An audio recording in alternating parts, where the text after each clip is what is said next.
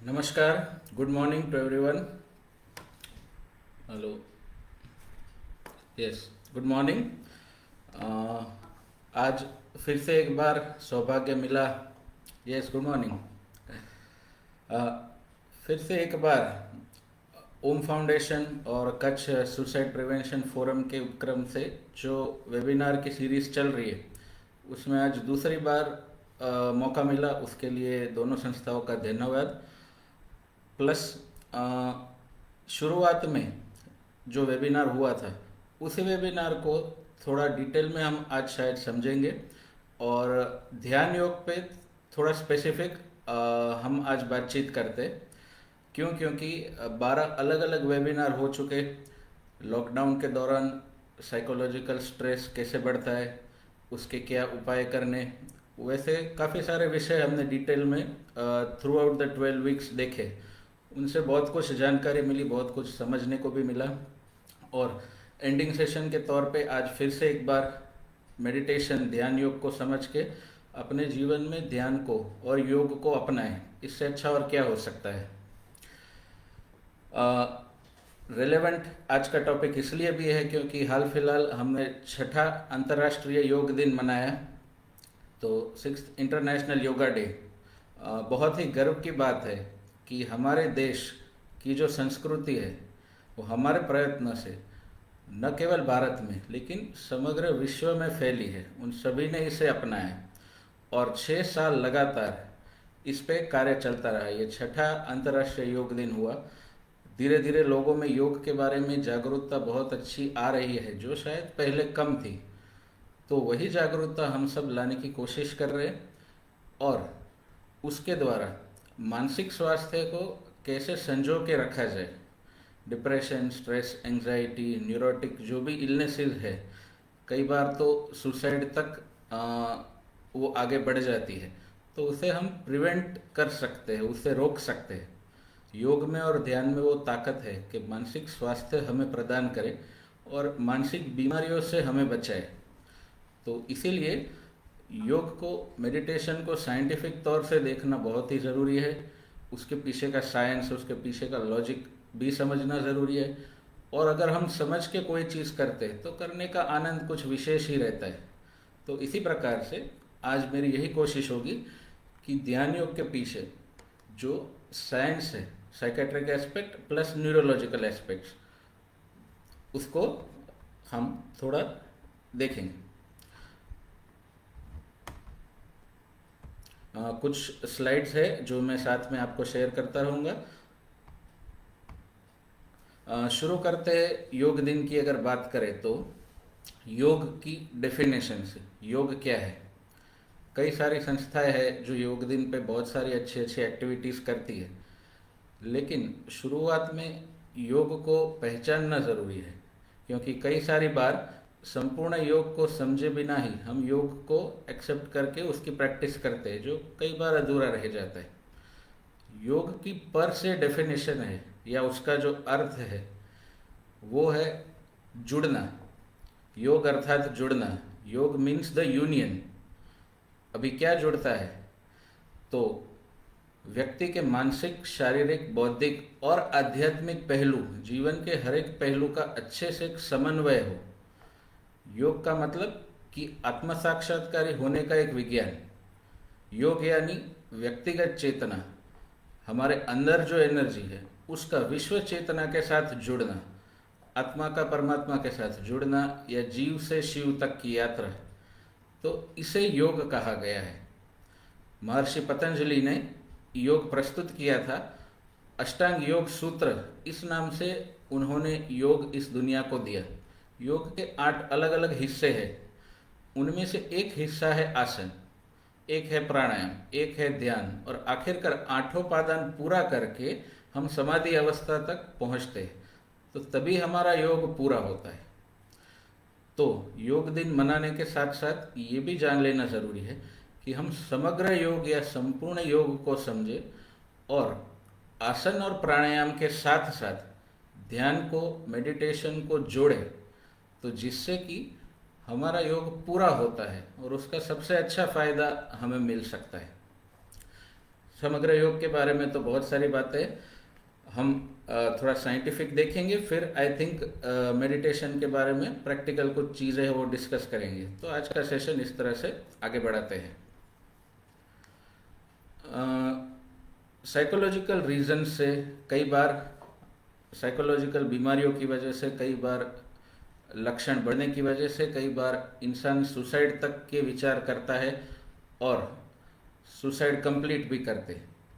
हाल फिलहाल अगर देखा जाए तो रिसेंट न्यूज़ में, सोशल मीडिया में सुसाइड की खबरें बढ़ रही है। लॉकडाउन की वजह से भी डिप्रेशन के रेट, सुसाइड के रेट बढ़ रहे हैं। तो हमारे जैसे मनोचिकित्सकों के लिए भी ये एक चुनौती भरा समय है। बीमारी बढ़ती है तो डॉक्टर के लिए चुनौती अपने आप ही बढ़ जाती है। कई सारी बार डिप्रेशन के शुरुआत के लक्षण पता नहीं चलते। आखिरकार जब भी व्यक्ति लास्ट स्टेज तक या सुसाइडल आइडियाज या सुसाइडल अटेम्प्ट तक पहुंचते, तब जाके पता चलता है कि अरे इसे डिप्रेशन भी था या संभावना थी इसे डिप्रेशन होने की। तभी उन्हें बचाना बहुत मुश्किल हो जाता है। कई बार हम इंसान को खो देते हैं, उसके बाद पता चलता है कि उन्हें डिप्रेशन था या ऐसी संभावनाएं थी। तो ये बहुत दुखद बात है और समाज में मानसिक स्वास्थ्य का जतन अच्छी तरीके से हो, ये इस वक्त की मांग है। कोरोना पैंडेमिक की वजह से दुनिया में बहुत सारे समीकरण ऊपर नीचे हो गए, बहुत कुछ बदलाव आ गए हैं। उनमें से एक सबसे बड़ा बदलाव ये है कि मेंटली इंसान वीक पड़ रहा है। क्यों? क्योंकि बहुत सारे स्ट्रेस रिलेटेड फैक्टर्स है। भय है कोरोना के बारे में, खुद के स्वास्थ्य के बारे में भय है, इम्यूनिटी के बारे में भय है, दवाई कब आएगी, कैसी आएगी, वैक्सीन आएगा नहीं आएगा, कितने लोग मर रहे हैं, नौकरियां बंद है, बिजनेस बंद है, इकोनॉमी डाउन है। अलग अलग तरीके के नेगेटिव विचार बहुत सारे अभी समाज में फैले हुए हैं। तो इन सब से अपना बचाव करना बहुत ही ज़रूरी है। अगर नहीं कर सकते तो डिप्रेशन या न्यूरोसिस, एंग्जाइटी होने की पूरी संभावना रहती है। दर्द हुआ, बीमारी हुई, उसके बाद उसकी ट्रीटमेंट करना उससे अच्छा है कि उसे होने ही न दे। तो जैसे कहते हैं कि prevention is always better than the cure. तो क्योर तो कई बार होता है, कई बार लोग नहीं पहुंच पाते हॉस्पिटल तक, लेकिन प्रिवेंशन जो है वो बहुत ही ज़रूरी चीज़ है कोई भी बीमारी में। और मेंटल हेल्थ की प्रिवेंटिव एफर्ट्स जो हमारे ओम फाउंडेशन और कच्छ सुसाइड प्रिवेंशन फोरम कर रहा है वो बहुत ही सराहनीय है। और उसी के विषय में बहुत सारे अच्छे वेबिनार हुए। आगे भी हम आज उसके रिलेटेड थोड़ी बातें देखेंगे। तो सिग्निफिकेंस ये है कि दवाई करने से अच्छा है या बीमारी को ठीक करने से अच्छा है उसे होने न दे। और ये चीज़ केवल मनोचिकित्सकों तक सीमित नहीं है, ये चीज़ समाज के हर एक इंसान को आनी ज़रूरी है। जैसे हम कहते हैं कि बेसिक लाइफ सपोर्ट, सीपीआर देना, किसी को चेस्ट कंप्रेशन कैसे देते हैं, आर्टिफिशियल वेंटिलेशन कैसे देते हैं, तो ये सारी चीज़ें समाज के हर एक इंसान को आनी चाहिए। क्यों? क्योंकि बेसिक लाइफ सपोर्ट सिस्टम है। उसी तरह से जैसे फिजिकल बीमारी में इमरजेंसीज को कैसे हैंडल करें या नॉन मेडिकल तरीके से हम प्रिवेंशन कैसे कर पाए, उसी तरीके से मेंटल हेल्थ में भी अभी ज़रूरत रही है कि समाज के हर एक इंसान बीमारियों के लक्षणों को देखे, पहचाने और उसे रोकने में खुद भी कोशिश करे, दूसरों की भी सहायता करे। तो इससे जो डिजीज़ बर्डन है उसे हम काफ़ी हद तक कम कर सकते हैं। तो बात हो गई मेंटल हेल्थ प्रिवेंशन की। आगे देखते हैं कि मेंटल हेल्थ प्रिवेंशन के लिए अलग अलग किस्म की एक्टिविटीज़ है जो हम कर सकते हैं। उनमें से एक है योग। अलग अलग गतिविधियाँ, एक्टिविटीज़ करते टाइम हमारा मन बहलता है, हमारा माइंड है वो नई चीज़ें सोचता है, माइंड का ट्रैक चेंज होता है, स्ट्रेस के जो विचार आते हैं वो थोड़ी देर के लिए गायब हो जाते हैं। क्यों? क्योंकि दूसरे विचार आने लग जाते हैं, दूसरे अच्छे पॉजिटिव विचार, और उससे थोड़ा वक्त हमें स्ट्रेस फ्री महसूस होता है। तो हॉबीज़ डेवलप करना, एक्टिविटीज़ करना, रिलैक्सेशन करना, ये सब बहुत ही अच्छी चीज़ें हैं। लेकिन एक विशेष उपाय है योग या मेडिटेशन। वो विशेष क्यों है? वो विशेष इसलिए है क्योंकि बाकी सारे जो भी उपाय है वो एक तरह से हमारा माइंड डाइवर्ट करते हैं या टेम्पररी हमारा फोकस चेंज करते हैं। तो उससे जो मेंटल लोड हम महसूस करते हैं वो थोड़े टाइम के लिए साइड में हो गया। जैसे सिर पे बोझ लेके घूमते हैं तो बोझ थोड़ी देर के लिए, थोड़े वक्त के लिए बाजू रख दिया तो अच्छा महसूस हुआ, लेकिन कुछ टाइम के बाद वापस वो बोझ आ ही जाएगा और वापस हम कुछ ऐसी एक्टिविटीज़ करेंगे तो वापस थोड़ा टाइम रिलैक्सेशन मिलेगा। तो मेडिटेशन ही एक ऐसी चीज़ है जिसमें एक्चुअली विचार कम हो पाते हैं, विचारों की संख्या कम हो पाती है। नेगेटिव विचार के सामने हम पॉजिटिव विचार रखें तो अल्टीमेटली ब्रेन का प्रोसेसर तो चलता ही रहेगा, वो तो बंद होगा ही नहीं। तो पॉजिटिविटी से भी एक अच्छी बात है, उससे भी एक आगे का पॉइंट आता है कि निर्विचारता की स्थिति, अ स्टेट ऑफ थॉटलेसनेस और अ स्टेट ऑफ माइंडफुलनेस, वर्तमान में रहे, जो हो रहा है उसी पे केवल फोकस हो, न भूतकाल का विचार, न भविष्य काल का विचार, न कोई चिंताएं, न कोई बुरी घटना की यादें, न कोई नेगेटिव फीलिंग। तो ऐसी स्थिति में अगर इंसान कुछ वक्त रहना सीख ले तो उस दौरान, क्योंकि विचार कम है, उससे बहुत ही अच्छा रिलैक्सेशन मिल पाता है और बहुत सारे फायदे मिलते हैं। और यह स्थिति हम रेगुलर प्रैक्टिस करते हुए न केवल 20 मिनट या 30 मिनट हमारे सेशन के लिए, लेकिन पूरा दिन भर जितना भी वक्त हो पाए उतना वक्त कोशिश करें कि हम इसी स्थिति में रहें, living in the present moment. तो उससे क्या होगा, कई सारे स्ट्रेसफुल विचार, स्ट्रेस संबंधित जो कई सारे विचार हैं वो आने अपने आप बंद हो जाएंगे। क्योंकि कहा जाता है कि दिन में हम जितने भी विचार करते हैं उन सभी विचारों को हम प्रैक्टिस में नहीं लाते। दरअसल देखा जाए तो फिलोसॉफी ये कहती है कि thoughts are there to promote action, otherwise there is no use of thoughts. अगर हमें कुछ करना है तो उसके बारे में हम सोचते हैं और कार्य करते हैं, कर्म करते हैं। अगर केवल हमने सोच के छोड़ दिया तो उससे दुनिया को कोई फायदा नहीं। तो अगर हम हमारा देखें तो कई सारे ऐसे विचार हैं कि जिसका प्रैक्टिकल यूज कुछ नहीं होता और जो हमें स्ट्रेस पैदा करते हैं। देखा जाए तो मोस्टली स्ट्रेस पैदा करने वाले विचार वैसे ही है जो प्रैक्टिकली यूजलेस है। प्रैक्टिकली यूजफुल चीज़ें तो हम सोचेंगे, खुश होंगे, एंथुजियाज्म आएगा और हम काम में लग जाएंगे, तो वो विचार खत्म हो गए।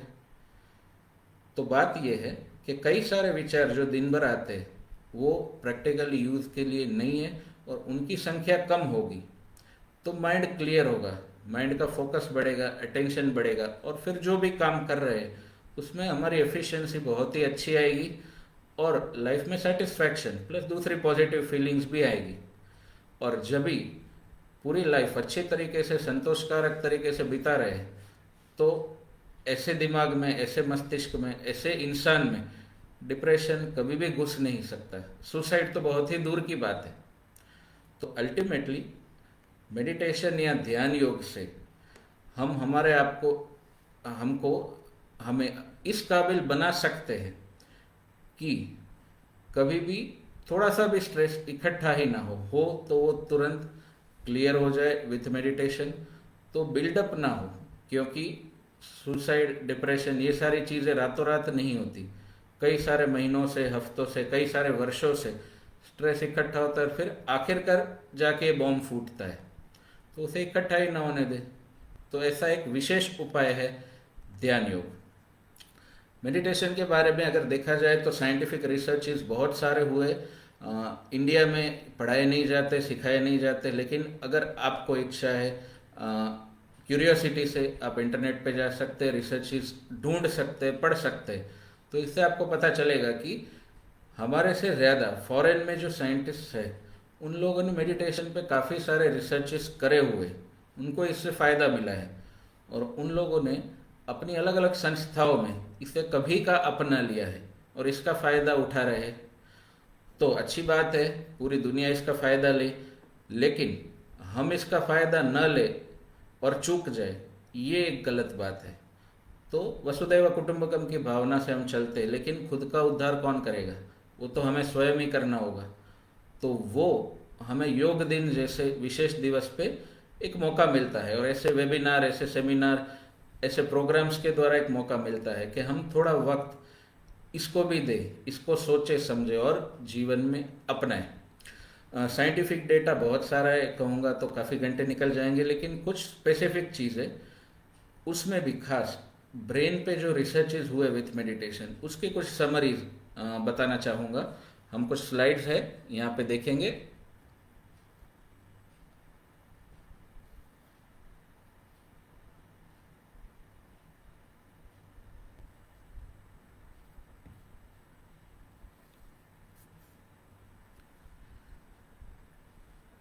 ब्रेन में अलग अलग हिस्से होते हैं, वो सारे एक दूसरे के साथ कोऑर्डिनेशन करते और फिर कार्य करते। जैसे प्लानिंग, प्रोग्रामिंग का यूनिट, मेमोरी का यूनिट, सेंसरी स्टिमुलेशन जो आता है उसे पहचानने का यूनिट, वॉलेंट्री मसल्स जो है हाथ पाँव उसे चलाने का यूनिट, देखने का यूनिट, सुनने का यूनिट। तो अलग अलग हिस्से हैं दिमाग के, अलग अलग डिपार्टमेंट्स है, सेक्शंस है, वो अपना अपना कार्य करते रहते हैं। और वो सारे जितना अच्छा एक दूसरे में कोऑर्डिनेशन कर पाए, उतना अच्छी तरीके से हमारा कोई भी काम या हमारी कोई भी एफर्ट अच्छी होगी, हमारी एफिशिएंसी, कार्य दक्षता उतनी ही अच्छी हो पाएगी। कहा जाता है कि स्ट्रेस की वजह से जो स्ट्रेस हार्मोन्स पैदा होते वो ब्रेन के जो इंटरकनेक्टरी न्यूरॉन्स है उसका वर्क कम करते, उसकी एफिशिएंसी कम करते। तो प्रॉपर सिग्नलिंग नहीं हो पाता, क्योंकि हम जानते हैं दिमाग के अंदर बहुत सारे केमिकल्स है। अब तक ये कहा गया है कि कम से कम 120 अलग अलग किस्म के केमिकल्स या न्यूरोट्रांसमीटर है, और दवाइयों से हम केवल 5 या 7 या 10 सिर्फ उतनों को ही मॉडिफाई कर पाए हैं। बाकी को कैसे कम ज़्यादा करना, मॉडिफाई करना, ये आज तक हमें नहीं पता। उसका रिसर्च अलग तरीके से चल रहा है, लेकिन फैक्ट हमारे सामने है। स्ट्रेस में हमारी एफिशिएंसी कम होती है, ये सभी को पता है, और कई सारे लोगों ने अलग अलग वक्त पे ये अनुभव तो किया ही होगा। मैंने भी किया है, आप सभी ने किया होगा। लाइफ में स्ट्रेस आता है, स्ट्रेस के टाइम आप अपना बेस्ट परफॉर्मेंस नहीं दे पाते। क्यों? कुछ तो चेंज होता ही होगा ब्रेन में, तभी नहीं दे पा रहे होंगे। तो जो ओवरऑल इंटरकनेक्टिविटी है, वर्किंग है ब्रेन के अलग अलग एरिया के, वो उतने स्मूथली कोऑर्डिनेटेड तरीके से नहीं हो पाते, वेल ऑर्केस्ट्रेटेड, वेल हारमोनियस तरीके से वो नहीं हो पाते, और उसकी वजह से इंसान का परफॉर्मेंस डाउन होता है, डिसीजन गलत लेने की संभावनाएं बढ़ जाती है, गलत डिसीजन से आगे लाइफ में नए स्ट्रेस पैदा होते हैं, और फिर ये चक्कर चलता ही रहता है। तो कई सारे डिप्रेशन के केसेस में, एंजाइटी के केसेस में यही होता है। इनिशियली थोड़ा स्ट्रेस आता है, उसे अच्छे से हैंडल नहीं कर पाए तो वो बढ़ता जाता है और नए स्ट्रेस पैदा करता रहता है, और अल्टीमेटली जैसे कि बात हुई, it may lead to suicide also. जब भी मेडिटेशन प्रैक्टिशनर्स का रिसर्च किया गया तो देखा गया कि वो लोग ओवरऑल ज़्यादा हेल्दी, ज़्यादा फ्रेश, ज़्यादा खुश थे, दे वर प्लेजेंट एंड मेंटली स्टेबल, और उनके ब्रेन के अलग अलग हिस्से अच्छी तरीके से कोऑर्डिनेशन में कार्य कर रहे थे, क्योंकि सारे अच्छी तरीके से कोऑर्डिनेट करके काम कर रहे हैं। तो हम क्या देखते हैं, क्या सुनते हैं, क्या समझते हैं, और उसको कैसे रिस्पॉन्स देते हैं, इंक्लूडिंग कि हमारी पास्ट मेमोरीज है उसका कितना अच्छा यूज़ करते हैं। तो हमारा बोलना चलना, हमारी ओवरऑल पर्सनालिटी, हमारा स्ट्रेस को हैंडल करने का तरीका वो इम्प्रूव हो जाता है। विथ मेडिटेशन वो इम्प्रूव होने से जैसे लगता है कि एक नए इंसान बन गए। कुछ साल पहले जैसे हम कई बार कहते हैं कि कोई इंसान कुछ साल पहले बहुत डिप्रेसिव था, कॉन्फिडेंस नहीं था, अभी तो जैसे वो एकदम चेंज हो गया। तो ऐसे ओवरऑल पर्सनालिटी में भी धीरे धीरे धीरे पॉजिटिव चेंजेस आते हैं। विथ मेडिटेशन ब्रेन सिंक्रोनाइजेशन अच्छा होता है और उससे हमारा परफॉर्मेंस इम्प्रूव होता है। नेक्स्ट अगर देखें तो एक और साइंटिफिक स्लाइड है।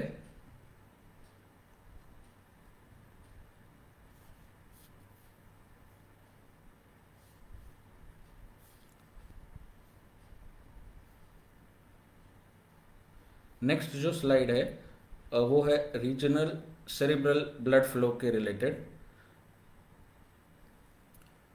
स्लाइड में जैसे हम देख सकते हैं स्पेक्ट इमेजेस है, पेट स्कैन की इमेजेस है, ओवरऑल ब्रेन में बेस लाइन, नॉर्मली एक इंसान है उसके ब्रेन के पेट स्कैनिंग कैसे है, और आफ्टर मेडिटेशन उसके इमेजेस, या ड्यूरिंग मेडिटेशन या during higher states of meditation या इमीडिएटली आफ्टर मेडिटेशन उसका जो स्टेट है वो किस किस्म का है।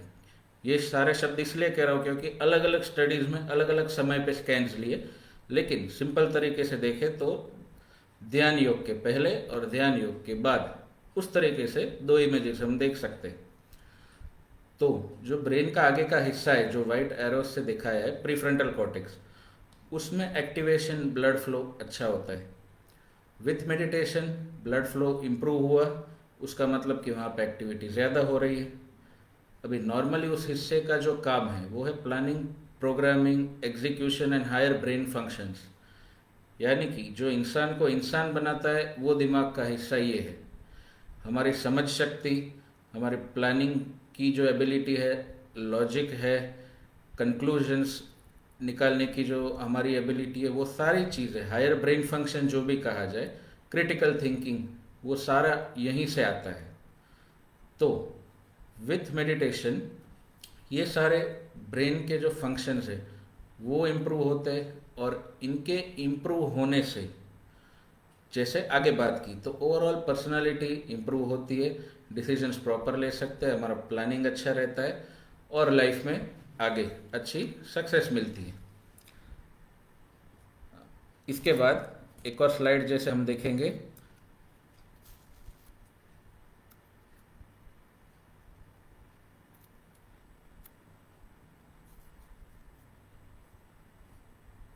नेक्स्ट जो स्लाइड है वो है न्यूरोट्रांसमीटर्स के रिलेटेड।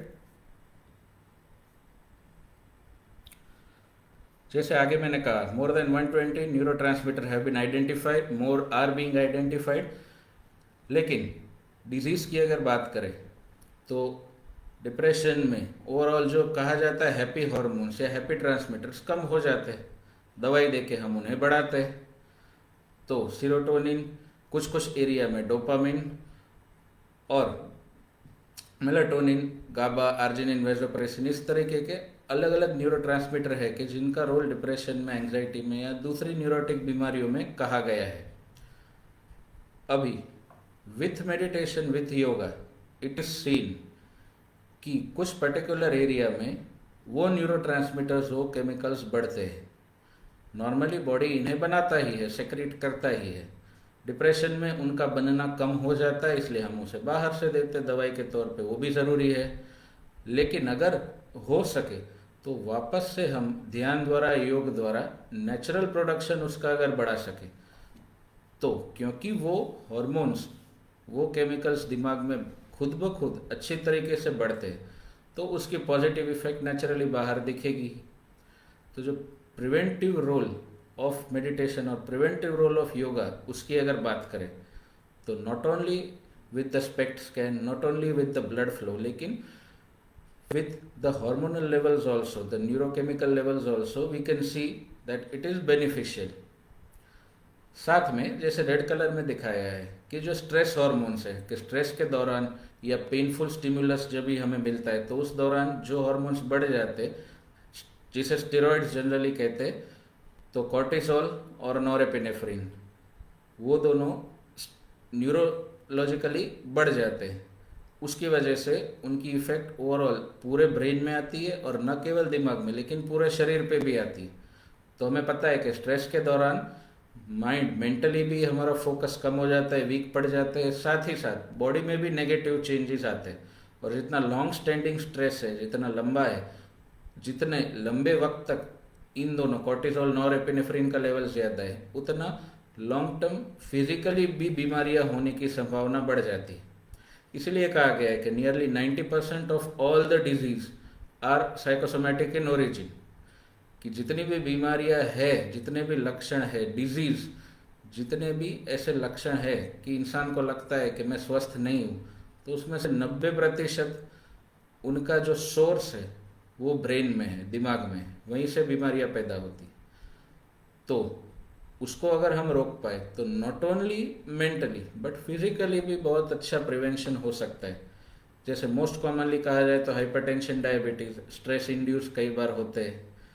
तो विथ मेडिटेशन, विथ योगा, सिर्फ डिप्रेशन, एंग्जाइटी या मेंटल हेल्थ की नहीं, लेकिन इवन फिजिकली ऐसी बीमारियों में बहुत अच्छा फ़ायदा हो सकता है और आगे चल के उसके कॉम्प्लिकेशंस हम कम कर सकते हैं।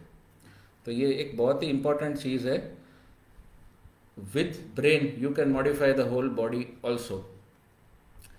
आगे एक और स्पेसिफिक स्लाइड है, ये भी एक नया रिसर्च है और ये हाल कोरोना के समय में तो बहुत ही इम्पोर्टेंट है, इसलिए इस पे भी एक नज़र करेंगे। This is related to immunity. हमने एनाटॉमिकल बात की, हमने एंडोक्राइनोलॉजिकल बात की, अभी बायोकेमिकल लेवल पे भी थोड़ा देख लेते हैं। मैं एकदम शॉर्ट, एकदम समरी में अभी बता रहा हूँ, बाकी इस पे तो बड़ी बड़ी किताबें लिखी गई है, बहुत ही रिसर्च है इस पे। हाँ, तो जैसे हम स्लाइड में देख सकते हैं, benefits of meditation eight biochemical level. Cellular level पे हम जानते हैं हमारा बॉडी अलग अलग सिस्टम से बना, सिस्टम में होते ऑर्गन्स, ऑर्गन्स बनते हैं टिश्यू से, और टिश्यूज में होते हैं cells. Cell is the base of any living organism. हमारा एक एक जो कोश है वो ऑक्सीजन यूज करता है और अपनी मेटाबॉलिज्म साइकिल पूरी करता है। अभी कहा जाता है कि नींद के दौरान, जो रिसर्च हुआ कि नींद के दौरान ऑक्सीजन रिक्वायरमेंट 12% जितना कम हो सकता है इंसानों में। ड्यूरिंग स्लीप रिसर्च ये कहता है कि 12% reduction of oxygen utilization is there. लेकिन विथ मेडिटेशन, जब भी जाग रहे हैं, ध्यान कर रहे हैं, उस वक्त अप टू 16% ऑक्सीजन यूटिलाइजेशन कम हो सकता है। तो कई बार जैसे हमने देखा है कि आधा घंटा या 1 घंटा विथ आसन, विथ प्राणायाम, हमने मेडिटेशन भी जोड़ा, आधा घंटा मेडिटेशन अगर किया तो उसके बाद बहुत ही अच्छा रिफ्रेशिंग लगा, रिलैक्सिंग लगा। कई बार नींद कम हो पाई ट्रैवलिंग या कोई प्रोग्राम की वजह से, 1 घंटा 3 घंटा सोए तो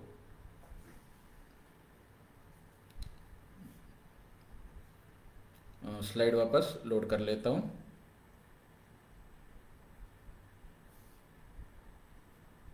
निशाद भाई, meeting ID password.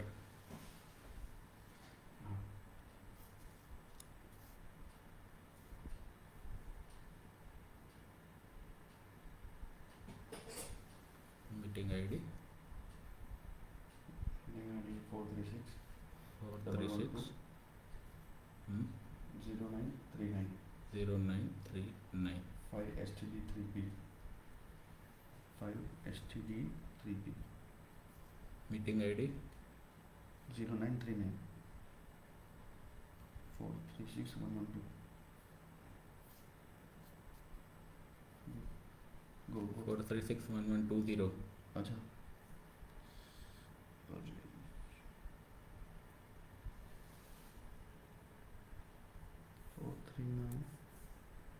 112 0939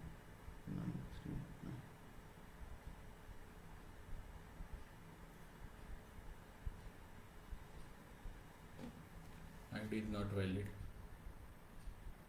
Meeting ID.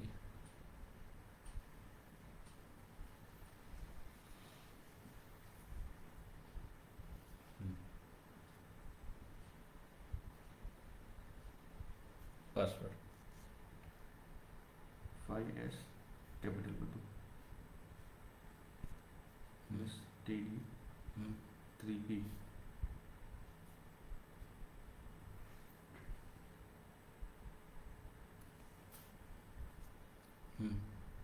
5 STD 3P 3P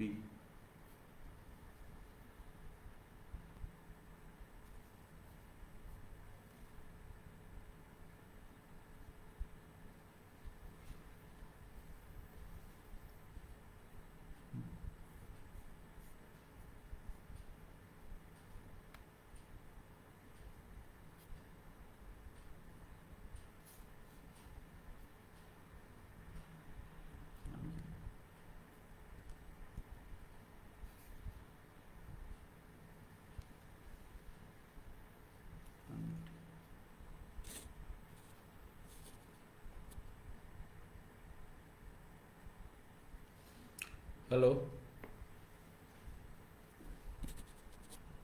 yes Pallavi Ben, rejoin हो गया सबका, तो स्टार्ट करते हैं। ओके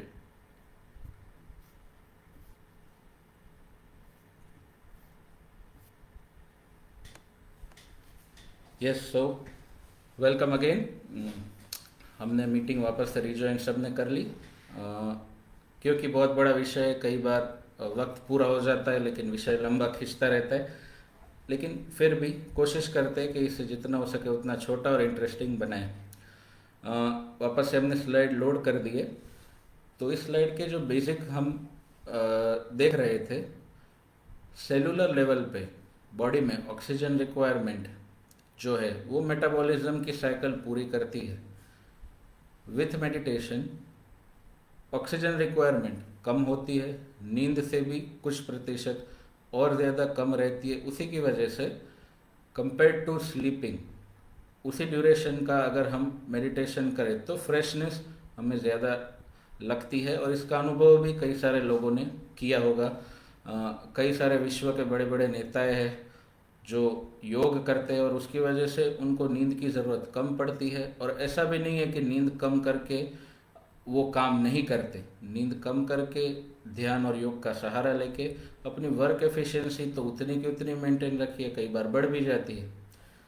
तो इसके एग्जाम्पल्स तो हमने काफ़ी सारे देखे, हमने अनुभव भी किए होंगे, लेकिन इसके पीछे का साइंस आज देखते हैं। तो ये छोटे से एक एरो में जितना लिखा है वो उसकी पूरी समरी है। सेल्स ऑक्सीजन यूज करते, मेटाबॉलिज्म करते, ये मैं बार बार इसलिए कह रहा हूँ क्योंकि अभी हम जो देखेंगे उसमें पूरी सीक्वेंस, पूरा रहस्य हमें पता चल पाएगा।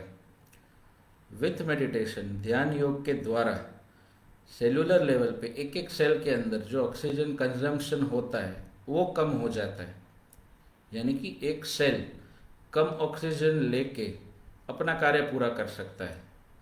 उसका रेस्टिंग स्टेट पे ऑक्सीजन यूटिलाइजेशन स्लीप से भी कम हो जाता है। क्योंकि ऑक्सीजन कम जाता है तो ऑक्सीडेटिव स्ट्रेस रिएक्शन की पूरी जो साइकिल है, थोड़े मेडिकल टर्म्स है लेकिन मैं बताना चाहूँगा, वो ऑक्सीडेटिव स्ट्रेस रिडक्शन की साइकिल की फ्रीक्वेंसी कम होती है, वो साइकिल कम होती है और उसके वेस्ट प्रोडक्ट जो जनरेट होते हैं वो कम होते हैं। तो with decrease oxygen there is decrease metabolism. Metabolism कम होता है उसका मतलब कि एनर्जी की जो डिमांड है सेल्स को या एनर्जी की रिक्वायरमेंट है वो घट जाती है। कम एनर्जी से उतने का उतना कार्य, उतने का उतना आउटपुट हमारे सेल्स दे सकते हैं, और सेल्स दे सकते हैं तो अल्टीमेटली पूरा बॉडी भी दे सकता है, क्योंकि बॉडी क्या है, it is the collection of cells. जैसे हर एक सेल के अंदर एनर्जी डिमांड या रिक्वायरमेंट कम होती है तो उसके अंदर एटीपी का यूटिलाइजेशन भी कम होता है। जो कुछ साइंस के स्टूडेंट्स होंगे उन्होंने पढ़ा होगा स्कूल लेवल पे, ATP is the currency of energy. तो एटीपी यूटिलाइजेशन कम हुआ, क्रेब साइकिल सेल्स के अंदर चलती है, कम हुई। यूटिलाइजेशन कम होने से, पूरी साइकिल कम चलने से फ्री रेडिकल्स या टॉक्सिन्स जो उसके बाय प्रोडक्ट के तौर पे बनते हैं वो कम बनेंगे। कोई भी प्रोसेस में वेस्ट मटेरियल तो वो प्रोड्यूस होता ही है, तो सेल्स के अंदर जो टॉक्सिन्स वेस्ट मटेरियल प्रोड्यूस होता है वो घट जाता है, वो कम हो जाता है। और क्योंकि टॉक्सिन्स शरीर में कम जमा होते हैं तो सेल्स की ओवरऑल हेल्थ और इम्यूनिटी अच्छी रहेगी। क्योंकि कम टॉक्सिन्स है बॉडी में तो हमारा बॉडी वेल प्रोटेक्टेड है, हेल्दी है, और वो बीमारियों से अच्छी तरीके से लड़ सकता है। तो इम्यूनिटी एक ऐसी चीज़ है जो प्रिवेंटिव हेल्थ केयर की बात आ गई, बीमारी होने से पहले ही बीमारी को रोक लिया जाए। तो जैसे कोरोना काल अभी जो चल रहा है उसमें श्योर शॉट तो अभी तक कोई मेडिसिन आई नहीं है, आने की संभावनाएं भी कम लग रही है। वैक्सीन जब भी आएगा तभी आएगा, उसका भी कुछ अभी तो श्योर शॉट कोई पता नहीं है। तो तब तक इससे लड़ने के लिए हमारे पास केवल एक ही चीज़ है और वो है हमारी इम्यूनिटी। और इम्यूनिटी बढ़ाने का एकमात्र रास्ता रेगुलर मेडिटेशन, धीरे धीरे स्टेडीली इम्यूनिटी में बढ़ोतरी उससे होती जाती है। इम्यूनिटी तुरंत रातों रात बढ़ाने का कोई तरीका नहीं है उसके, और कोई उपाय नहीं है। इम्यूनिटी एक ऐसी चीज़ है that it comes from with in. बाहर से इम्यूनिटी लेके आप शरीर के अंदर नहीं डाल सकते। इम्यूनिटी बॉडी की खुद की एक प्रॉपर्टी है। तो कई सारे लोग ऐसे उपाय बताते हैं कि ये या वो चीज़ लेके शरीर में डाल दी, इम्यूनिटी तुरंत बढ़ गई। ऐसे तुरंत नहीं बढ़ती है। हाँ, इम्यूनिटी बढ़ाने के लिए कई सारे सपोर्टिव चीज़ें हैं, लेकिन बॉडी जितना अच्छा रिस्पांस देगा उतनी अच्छी इम्यूनिटी हमारी बढ़ पाएगी। तो बाहर की चीज़ें या अलग अलग खान पान या अलग अलग कोई दवाई वॉट एवर इम्यूनिटी बढ़ाने के लिए हम जो भी ले रहे हैं, तो उसके साथ उसे हमारा बॉडी अच्छे से प्रोसेस कर पाए, वो भी ज़रूरी है। तो उसके लिए अंदर से जो इम्यूनिटी बढ़ाने के तरीके, अंदर से जो टॉक्सिन्स कम बने उसके जो तरीके, उसे भी अपनाना अनिवार्य है। और विथ मेडिटेशन विथ योग अंदर से इम्यूनिटी बढ़ेगी। तो along with the outside effort, inside की जो एफर्ट है वो भी बहुत ही ज़रूरी है। उसके बिना तुरंत इम्यूनिटी को बिल्कुल भी नहीं बढ़ाया जा सकता है। तो ये स्लाइड हमारी जो साइंटिफिक स्लाइड थी उसमें एक नया टॉपिक आ गया बायोकेमिस्ट्री का, वो हमने देख लिया। फिर आते साइकोलॉजिकल चेंजेस, न्यूरोलॉजिकल तो हमने बहुत सारी डिटेल्स आज देखी। अलॉन्ग विद दैट साइकोलॉजिकली भी अगर बोला जाए तो काफ़ी सारी चीज़ें डिस्कस हो चुकी है, लेकिन फिर से एक बार रिव्यू देख लेते हैं। विथ मेडिटेशन विचार कम होते, चिंता कम होती है, दुख नेगेटिव इमोशंस जो है वो कम होते, मेंटल स्टेबिलिटी मिलती है, एटीट्यूड लाइफ में इम्प्रूव होता है, प्रॉब्लम सॉल्विंग कैपेसिटी है वो बढ़ती है, ओवरऑल पर्सनालिटी इंसान की उसमें सुधार आता है, समस्या को सुलझाने की जो कैपेसिटी है, प्रॉब्लम सॉल्विंग स्किल्स वो बढ़ता है, क्रिएटिविटी है वो बढ़ती है, अलग अलग काम में हम अपना हाथ लगाने की कोशिश करें तो हमारा ओवरऑल रिजल्ट अच्छा बन पाता है। तो टैलेंट जो अंदर रहता है, कई बार हिडन टैलेंट, वो भी अच्छे से बाहर आता है। फिर अटेंशन फोकस मेमोरी की बात करें तो कोई चीज़ कर रहे उस पर अच्छे से फोकस कर पाते हैं। क्यों? क्योंकि उस वक्त डिस्टर्ब करने वाले और कोई विचार नहीं। तो जैसे कहा गया कि स्वामी विवेकानंद थे, भारत के एक प्रखर विद्वान संत थे, बहुत ही यंग थे लेकिन फिर भी बहुत बड़ा नाम कमाया था। तो उनके बारे में कहा जाता है कि उनके लाइब्रेरियन उनसे कंटाल जाते थे, क्योंकि हर 2 दिन में बड़े बड़े ग्रंथ और पुस्तक वो पढ़ने ले जाके वापस रिटर्न दे देते। तो लाइब्रेरियन भी पूछते थे कि तुझे सब कुछ याद है, पढ़ लिया, या ऐसे ही मस्ती करने के लिए आ रहे हो? तो उनको सब कुछ याद रहता था, वो जेन्युइनली बताते थे कि उन्होंने पढ़ लिया इसलिए बुक रिटर्न देने आए।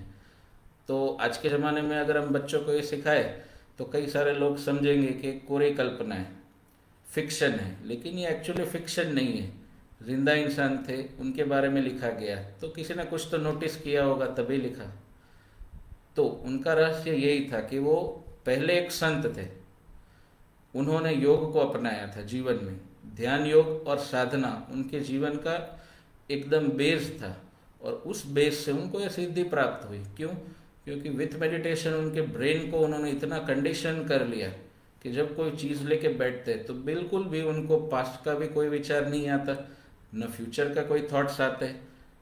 तो फोकस इतना शार्प हो जाता है कि जो चीज़ हाथ में उसे पढ़ लिया और तुरंत वो मेमोरी में स्टोर हो गया और वो लाइफ टाइम उनको याद रहता था।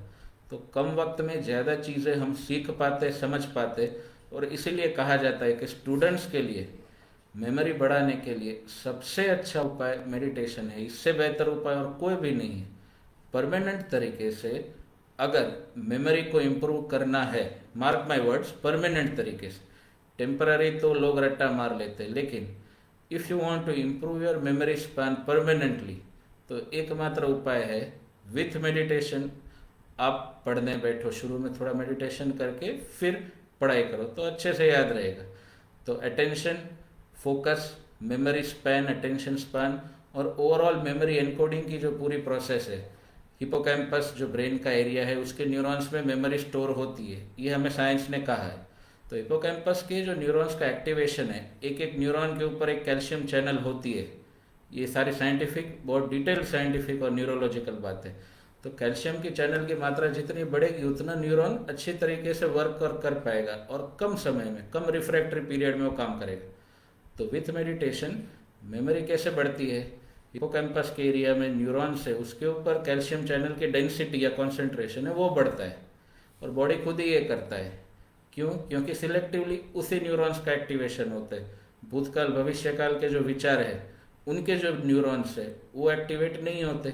तो एक ही जगह पे फोकस है और ब्रेन में एक ही जगह पे डेवलपमेंट होता है। इवन मेमोरी पे भी 1 घंटा बोला जा सकता है कि मेमोरी के पीछे न्यूरोलॉजी क्या है, लेकिन वो एक लाइन में मैंने आज बताने की कोशिश की। फिर दूसरे जो बेनिफिट्स कहते हैं तो improved self confidence, stress handling की जो कैपेसिटी है वो बढ़ जाती है, इंसोम्निया, निंद्रा में भी बहुत अच्छा फ़ायदा होता है, मूड सुधरा हुआ रहता है, और लो लेवल के जो माइल्ड डिप्रेशन या इनिशियल लेवल के जो डिप्रेसिव या एंग्जाइटी के सिम्टम्स है वो बहुत अच्छी तरीके से सेटल हो जाते हैं। तो आई थिंक साइंटिफिकली बहुत कुछ है, काफ़ी सारा मैंने कहा, हमने नेक्स्ट सेशन की भी ज़रूरत पड़ी, लेकिन आई होप कि you all where enjoying it.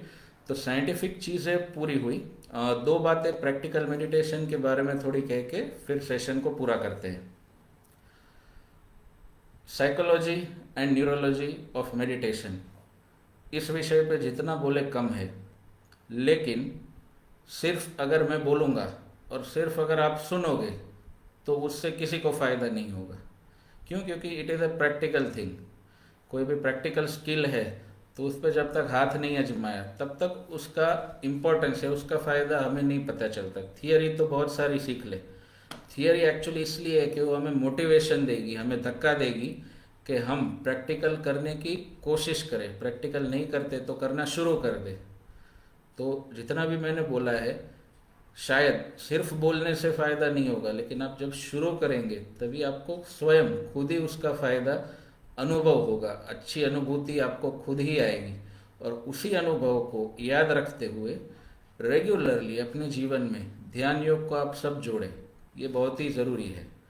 क्योंकि अच्छी अच्छी कितनी भी बातें की लेकिन उसका फ़ायदा नहीं मिला तो हमारे लिए वो चीज़ क्या काम की। तो हमें फ़ायदा भी लेना है, इसलिए प्रैक्टिकल मेडिटेशन की थोड़ी बात भी कर लेते हैं। मेडिटेशन जीवन में ज़रूरी है, ध्यान योग जीवन में ज़रूरी है, योग ज़रूरी है।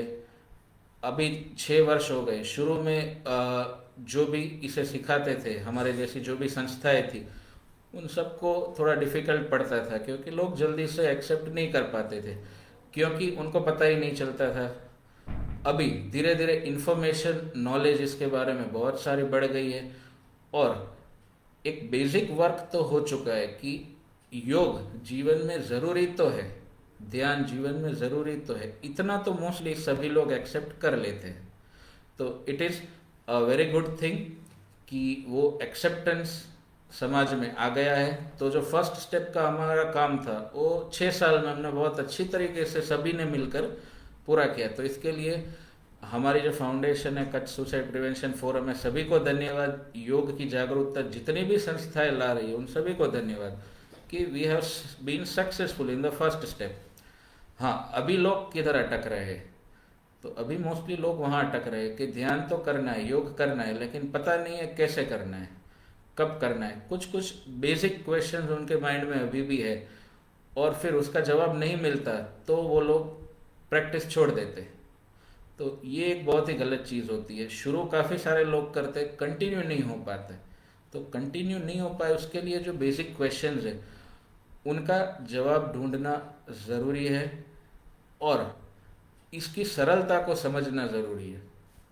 सबसे पहली बाधा ये आती है कि लोग मेडिटेशन को या योगा को एक एक्टिविटी के तरीके से देखते, उसे एक एक्टिविटी के तरीके से नहीं देखे, काम करना है उस तरीके से नहीं देखे, वो लाइफ का एक पार्ट है, उसको उस तरीके से एक्सेप्ट करते। जैसे उठे, खाए, पिए, नहाए धोए, रूटीन हमारा डेली शेड्यूल रहता है, तो उसी तरीके से लाइफ का इसको एक हिस्सा बना देते। इसे आनंद से, खुशी से हमारे लाइफ में जोड़ना ज़रूरी है। ये एक काम है और जल्दबाजी में इसे ख़त्म किया है, वैसे एटीट्यूड से नहीं करना है। क्यों? क्योंकि एक्चुअली वही एटीट्यूड तो हमें डिप्रेशन दिलाता है, उसी एटीट्यूड से तो हमें बचना है। काम है, जल्दी करो, पूरा करो, तो ओवरऑल उस चीज़ का स्ट्रेस आ जाता है। तो बहुत ही बेसिक चीज़ है, योग के बारे में या मेडिटेशन के रिलेटेड हमें स्ट्रेस बढ़ाना नहीं है, ऑलरेडी बहुत ही स्ट्रेस है सभी के लाइफ में, उसे कम करना है। तो पॉजिटिवली, हंसी खुशी से इसको एक पार्ट ऑफ लाइफ की तरफ हम एक्सेप्ट करें। कई बार लोग कहते हैं कि छूट गया, नहीं कर पाते, तो कोई बात नहीं, रिजिड बनने की ज़रूरत नहीं है। लोगों के मन में डर रहता है, बीच में प्रैक्टिस छूट गई तो अभी नहीं कर सकते, ऐसा बिल्कुल भी नहीं है।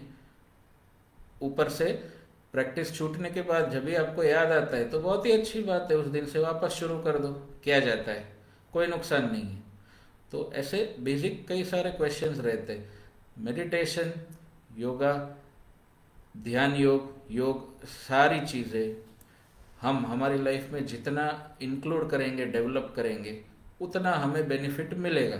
कई बार नहीं हो पाया तो उसका स्ट्रेस लेके उसे परमानेंटली क्यों छोड़ देना। जब से याद आए तब से फिर से शुरू करो। होता है कई बार ड्रॉप आउट होता है, फिर से मोटिवेशन आता है, फिर से शुरू करते हैं। तो दूसरी बार थोड़ा लंबा टाइम तक शायद कंटिन्यू हुआ, फिर ब्रेक हो गया, कोई बात नहीं, तीसरी बार करो। तो कभी ना कभी तो हमें खुद को बहुत ही अच्छे से अनुभव आएंगे, लाइफ में चेंजेस आएंगे, दूसरे लोग आके हमें बताएंगे, तो उससे और बढ़िया मोटिवेशंस मिलते रहेंगे और उसी तरीके से अल्टीमेटली एक कंटिन्यूटी हमारी लाइफ में आएगी। तो सबसे पहले अपने आप पे ज्यादती मत करो। ऐसा एक्सपेक्टेशन मत रखो कि आज से अगर मैंने योगा शुरू किया तो आज से, अभी से बिना ब्रेक के एकदम रेगुलर होना ही चाहिए, और अगर छूट गया तो फिर मैं नहीं कर सकता या नहीं कर सकती। ऐसा बिल्कुल भी नहीं है। भले छूटता हो लेकिन वापस उसे बार बार पकड़ना ज़रूरी है। कब तक? जब तक कि वो छूटना बंद हो जाए। तो ये एक बहुत ही इम्पोर्टेंट बात हुई। दूसरा, प्रोसेस या प्रोसीजर या तरीके में लोग अटक जाते हैं, खास करके मेडिटेशन, आसन और प्राणायाम के लिए तो बहुत ही अच्छी गाइडलाइंस है, स्टेप बाय स्टेप पूरी प्रोसेस है, वीडियो गाइडलाइंस है, जैसे पल्लवी बहन ने भी थ्रू आउट द 12 वीक्स हमें बहुत अच्छा मार्गदर्शन दिया। लेकिन मेडिटेशन में लोग अटक जाते हैं क्योंकि वहाँ पे कुछ स्पेसिफिक एक्टिविटी हमें नहीं करनी है और लोगों को आदत नहीं है शांत बैठने की। और क्योंकि हमें आदत नहीं है अकेले में शांति से बैठने की, इसीलिए हमारे लिए ध्यान बहुत ही ज़रूरी है, क्योंकि वो हैबिट ही चली गई है। उसी हैबिट को तो वापस लाना है, और जब भी वो आ जाएगी तभी मानसिक स्थिरता अपने आप आ जाएगी। तो सबसे पहला सवाल होता है कि कैसे करना है ध्यान। तो ध्यान कैसे करना है वो सवाल नहीं है।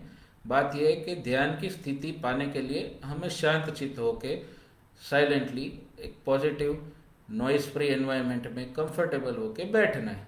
That's it. कोई एक्टिविटी नहीं करनी है, उसके लिए जितनी कम गाइडलाइंस हो उतना अच्छा है। बाय डेफिनेशन मेडिटेशन एक ऐसा स्टेट है जिसमें निर्विचारता की स्थिति हमें मिले। तो अभी कैसे करना है, कैसे करना है, कैसे करना है, ये सवाल जब तक चलेगा तो ये सवाल भी अपने आप में एक विचार ही है। तो जब तक ये सवाल चलेगा तब तक ध्यान शुरू ही नहीं होगा। तो अल्टीमेटली किसी भी तरीके से करो, स्टार्टिंग मेडिटेशन की आप कोई भी तरीके से करो, कोई भी संस्था आपको ध्यान सिखाती है उससे सीखो, बहुत ही अच्छी बात है, सब अच्छे है। लेकिन अल्टीमेटली वो एक स्टेट है, उस स्टेट तक हमें पहुंचना है। और उस स्टेट तक पहुंच गए, वहाँ पे कोई क्रिया नहीं है, कोई विचार नहीं है, बस शांत चित्त होकर शांत मन से बैठे। हाँ, आपके पास समय की पाबंदी हो तो आप अलार्म डाल के मेडिटेशन के लिए बैठ सकते हो, क्योंकि आपको तभी समय की सूझबूझ नहीं रहेगी। तो जब अलार्म बजेगा तभी आप अपना मेडिटेशन सेशन पूरा करके फिर अपने रूटीन काम में लग सकते हो। तो मेडिटेशन एक्चुअली बहुत ही एक सिंपल चीज़ है। उसे हम कोई क्रिया के तरीके से ना देखें, कैसे करना उसका लोड ना ले। क्योंकि मैंने इवन क्लिनिक में और सोशली भी बहुत सारे ऐसे लोग मिले, तो मोस्ट कॉमन उनका सवाल यही होता है, ध्यान बहुत अच्छी चीज़ है, करना ज़रूरी है, लेकिन पता नहीं चलता कैसे करें। कैसे करना वो सभी को पता है, सिंपल बैठ जाते, अपने विचार आते, उसे ऑब्जर्व करते, साक्षी भाव से उसे देखते, जानबूझ के उन विचारों को आगे नहीं लेके जाते, खुद ब खुद विचार कम होते जाएंगे, अपना माइंड प्रेजेंट में फोकस करेंगे और अपने अंदर एक अच्छा अनुभव हो रहा है, स्ट्रेस फ्री हो रहे, माइंड रिलैक्स हो रहा है, वो अनुभव, वो अनुभूति पे हम हमारा फोकस या हमारा चित्त उस पे रखेंगे। हमारे शरीर के अंदर एक एनर्जी है जो हमें जिंदा रखती है, तो उस एनर्जी पे हम फोकस करें। जीवन के जो बाहर की चीज़ें हैं, जो बाहर का तनाव है, उस पे फोकस करने के बदले अंदर फोकस करें। तो actually meditation is like a journey to inner peace. आंतरिक शांति की ओर हमें आगे बढ़ना है। हमें बाहर की चीज़ें देखने समझने के लिए तो बहुत सारा वक्त होता है, 24 घंटे हम उसी को ही देते, लेकिन अंदर झांकने के लिए वक्त नहीं दे पाते। तो ध्यान और कुछ नहीं है, अंदर झांकना है। सभी को आता है और सभी कर सकते हैं, इसमें कोई डिफ़िकल्ट चीज़ नहीं है। हाँ, अगर आपको ध्यान डिफ़िकल्ट लग रहा है इसका मतलब ये है कि आप ध्यान को अभी तक समझ ही नहीं पाए, because it is the simplest thing in the world. कुछ नहीं करना है। तो ये एक अच्छी स्थिति ध्यान की हमें मिले, इसके लिए हम सब कोशिश करें। अलग अलग लोग अलग अलग ध्यान पद्धति अपनाते हैं, वो पद्धतियाँ हमें ध्यान की स्थिति में ले जाने के लिए बहुत ही उपयोगी है। उनको अपनाकर हम ध्यान की स्थिति पाए, ये बहुत ज़रूरी है। और ध्यान की स्थिति में हमें अपने अच्छे अच्छे अनुभव होंगे, फिर उसी के आधार पे हमारी ध्यान में अच्छे से प्रोग्रेस होगी। ये एक लंबी यात्रा है, एक दिन में नहीं हो सकती, लेकिन with practice it will come. जैसे कि कोई भी बात करें, सभी चीज़ विथ प्रैक्टिस ही आती है। डॉक्टर बनना है तो एक दिन में नहीं बनते, मेडिकल कॉलेज में 4.5 साल लगते। तो वैसे नेचुरली कोई भी चीज़ हमारे लाइफ में इंक्लूड करनी है तो तुरंत नहीं आती।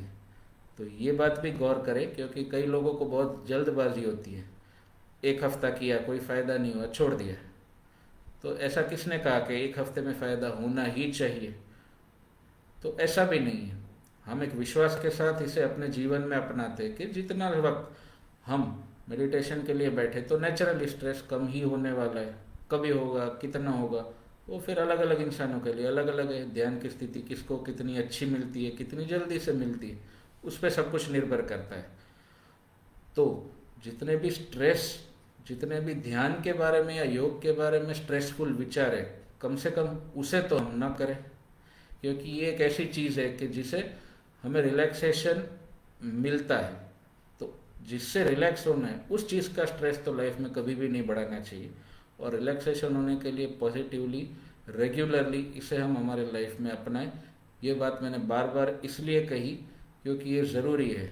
थियरी कितनी भी समझाए, लेकिन प्रैक्टिकली अगर हम इसे फॉलो नहीं करते तो इसका फ़ायदा हमें नहीं मिलेगा। और प्रैक्टिकली जिसने फॉलो कर लिया और अनुभव ले लिया, उसे फिर थियरीज की ज़रूरत नहीं पड़ती, वो खुद ही एक्सपर्ट बन जाता है। तो आप सब लोग योग को, ध्यान को अपने जीवन में जोड़े, ऐसी प्रार्थना और ऐसी इच्छा के साथ ही आई थिंक आज का सेशन अभी मैं करता हूँ पूरा, और आगे पल्लवी बहन या चंदा राणा सर को कहूँगा कि आगे का सेशन कंप्लीशन की ओर ले जाए। Thank you.